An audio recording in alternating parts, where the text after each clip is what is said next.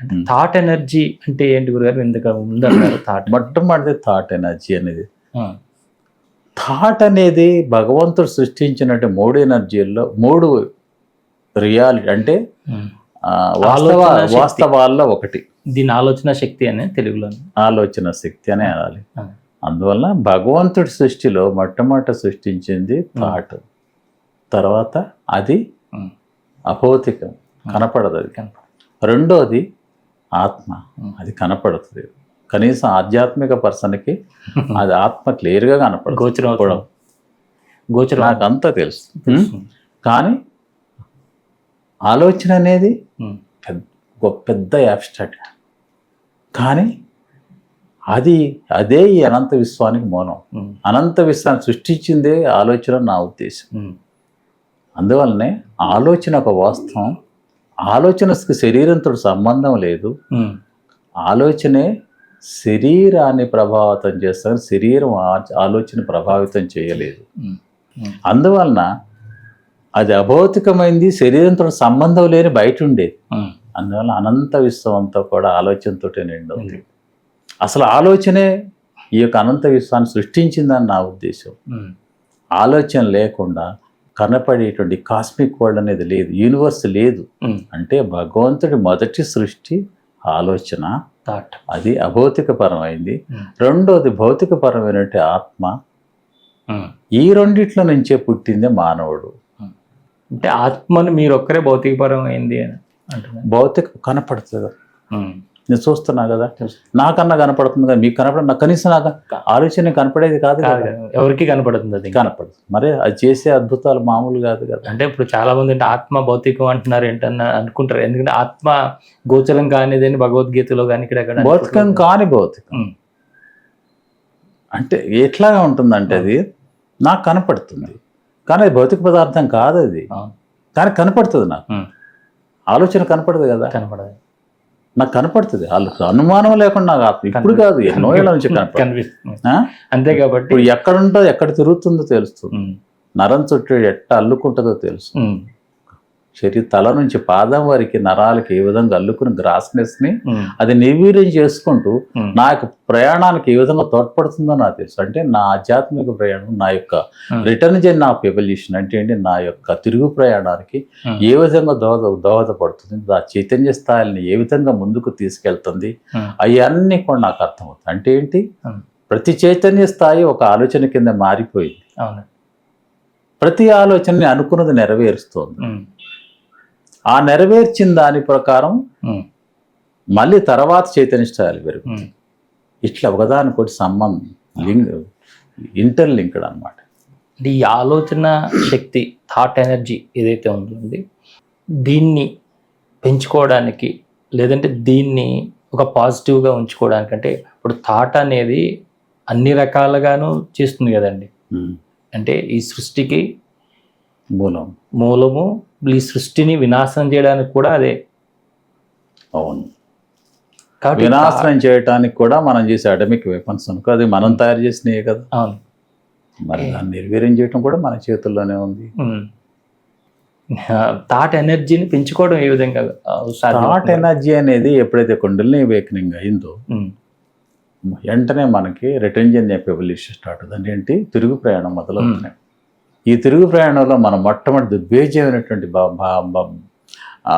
Phase ఏంటంటే కుండలిని బ్లాక్స్ని నిర్వీర్యం చేయడం. అదే ఎక్కువ కాలం పడుతుంది, కష్టమైన ఫేజ్ అది. ఎందుకంటే పూర్తిగా భౌతిక శరీరంతో లింక్ అవటం వల్ల ఏర్పడ్డాయి అన్నీ కూడా. అంటే దీనివల్ల మైండ్ మీద ఏదైనా ఎఫెక్ట్ పడుతుంది ఈ బ్లాక్స్ వల్ల? ఏదన్నా మైండ్ పైన పెయినే తప్ప వాళ్ళ ఆలోచనలు కానీ ఇంకోటి కానీ ప్రభావితం చేయదు, ఏమి చేయదు. ఉన్న కొద్దీ ఇంకా పెరుగుతూ ఉంటుంది, ఆలోచన పెరుగుద్ది. పెయిన్ అనేది అది మన యొక్క ఫిజికల్ హెల్త్ని ఎక్కడ డ్యామేజ్ చేయదు. అది పెయిన్, భరించవలసిన పెయిన్ అది. ఎందుకంటే ఆ ఎనర్జీ అనేది ఒక జలపాతంలా కింది నుంచి పైకి కింది పైకి వెళ్ళిపోతూ ఉంటే అది తట్టుకోవడం కష్టంగా ఉంటుంది. ఇన్బ్యాలెన్స్ కూడా అయ్యే అవకాశం. అది ఎవరికి ఇంబ్యాలెన్స్ అవుద్దంటే ముఖ్యంగా చక్రాస్లో కొంతమంది ప్రాక్టికల్స్ చేస్తారు.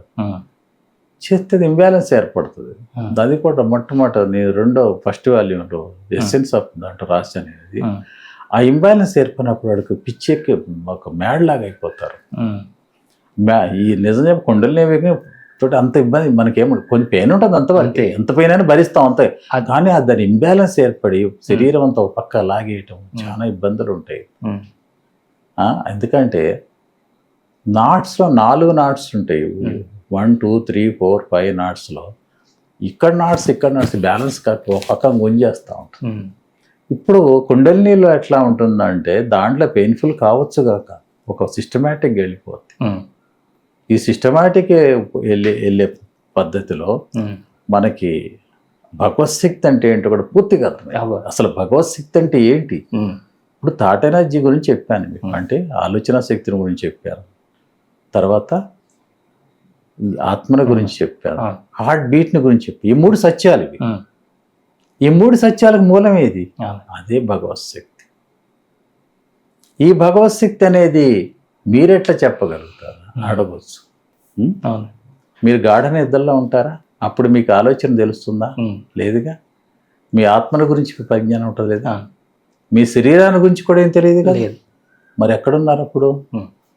మీరు ఇప్పుడు ఎక్కడున్నారు అంటే మీ శరీరాన్ని ఆ భగవత్శక్తి ఆవరించటమే కదా. మీ ఎగ్జిస్టెన్స్ లేదు కదా, మీరు ఆ ఎగ్జిస్టెన్స్ కోల్పోయారు కదా ఆ పీరియడ్లో. దానిలో మనం లీనమైపోయి ఉన్నాం.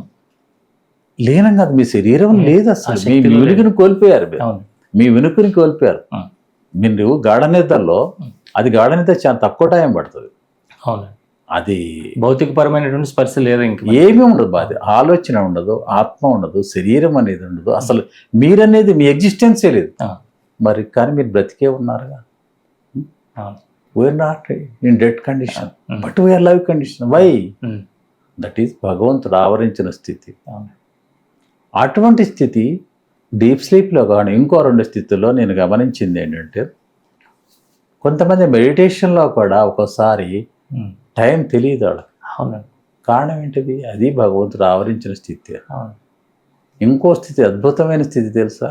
అదేంటంటే, మనం స్పెర్మ్ ఓమ కలిసినప్పుడు ఒక జైగోట్ ఫామ్ అవుతుంది. చాలా కాలం లోపల ఉన్నటువంటి పాప, పసిపాప, భగవంతుడు ఏమీ తెలియదు, భగవంతుడు ఆవరించిన స్థితి అది. అంతే. దాని కదలికలు ఉంటే ఏమీ ఉంటుంది, స్టిల్గా ఉంటుంది, పెరుగుతూ ఉంటుంది, కానీ బ్రతకడు.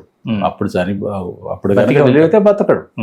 అంటే సంపూర్ణంగా ఆత్మ తయారు కాదు, సంపూర్ణంగా కుండలిని ఉండదు, అసలు ఆలోచన కూడా ఉండదు.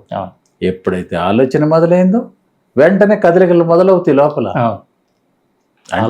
అప్పుడే వారికి ఆలోచన అనేది శరీరాన్ని ఆవరించి చుట్టూ, బేబీ యొక్క శరీరాన్ని ఆవరించి చుట్టూతా ఉంటుంది, కానీ మా శరీరం లోపల ఉండదు. ఆలోచన తను ప్రదర్శించే స్థితిలో ఉండదు, కానీ ఆలోచన చుట్టూ ఆవరించే ఉంటుంది. ఇదంతటికి కారణం యుటరస్. యుటరస్ అంటే అద్భుతమైనటువంటి అనంత విశ్వం యొక్క ఫ్యాబ్రికేషన్ ఈజ్ యుటరస్. అందువల్లనే స్పెర్మ్ ఓమ కలిసి ఒక ఫలదీకరణ చేయొచ్చేమో, కానీ ఒక మన టెస్ట్ ట్యూబ్లో దాన్ని అక్కడ పెంచలేం కదా, మళ్ళీ యుటరస్లోకి వెళ్తున్నారు కదా. అంటే ప్రతి స్త్రీ యొక్క యుటరస్ ఒక అనంత విశ్వం అనే కదా. గర్భాశయం యుటరస్ అంటే గర్భాశయం అనేది అనంత విశ్వం అన్నట్టే కదా.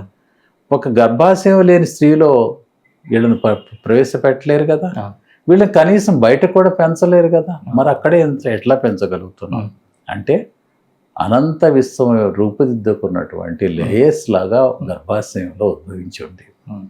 అందువల్లనే అదే శిశువులోకి ప్రవేశించిందని నా ఉద్దేశం.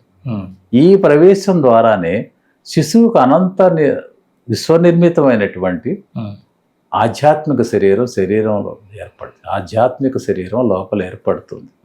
అంటే మనిషికి 2 శరీరాలు, ఒకటి భౌతిక శరీరం, 2 ఆధ్యాత్మిక శరీరం. భౌతిక శరీరం అనేది మీకు తెలియనిది ఏముంది, అన్ని లోహాలు, మెటీరియల్స్, అవి అదంతా విశ్వంలో ఉన్నాయి, అన్నీ కూడా కలిపి ఒక భౌతిక శరీరం తయారవుతుంది. ఎప్పుడైతే ఆత్మ వదిలేసిందో ఈ భౌతిక శరీరంలో కూడా భూమిలో కలిసిపోయేదే. ఆ. కలిసి ఏ మెటల్కి ఆ మెటల్ దాంట్లోకి కలిసిపోతుంది.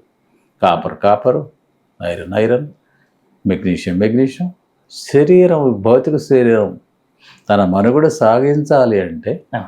ఇవన్నీ కూడా మనిషికి అవసరం. ఎందుకంటే మానవ శరీరం అనంత విశ్వనిర్మితం కాబట్టి. అవును.